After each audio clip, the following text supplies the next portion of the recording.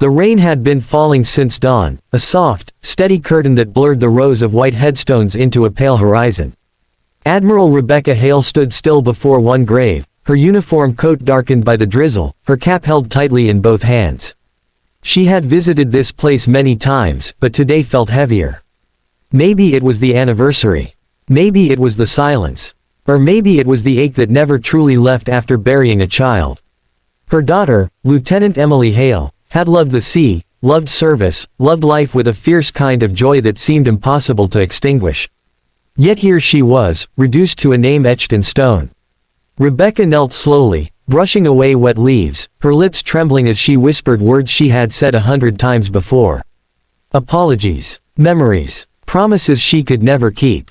That was when she heard it. A child's quiet sob. Rebecca stiffened. This section of the cemetery was usually empty at this hour. She turned and saw, a few rows down, a man in a janitor's uniform crouched beside a small grave. His shoulders shook as he held a little girl close to his chest. The child clutched a wilted bouquet, her face buried in his jacket as he rocked her gently. The man's face was streaked with tears, unashamed, raw, and utterly broken. Rebecca hesitated. Years of command had taught her not to intrude, but grief recognized grief. She walked closer, her polished shoes sinking slightly into the wet grass. "I'm sorry," she said softly, her voice barely louder than the rain. "I didn't mean to interrupt." The man looked up, startled. His eyes were red, exhausted, and hollow in a way Rebecca knew too well. He quickly wiped his face, embarrassed. "No, ma'am. It's fine." He looked down at the child. "Say hello, sweetheart." The little girl peeked out, her eyes wide and glassy.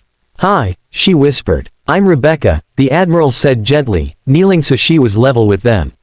"That's a beautiful bouquet. It's for Mommy," the girl said, tightening her grip.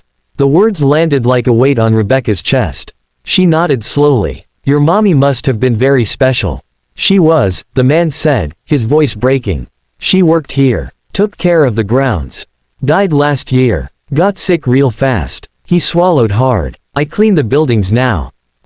Thought it'd help us feel closer to her." Rebecca glanced at the small headstone.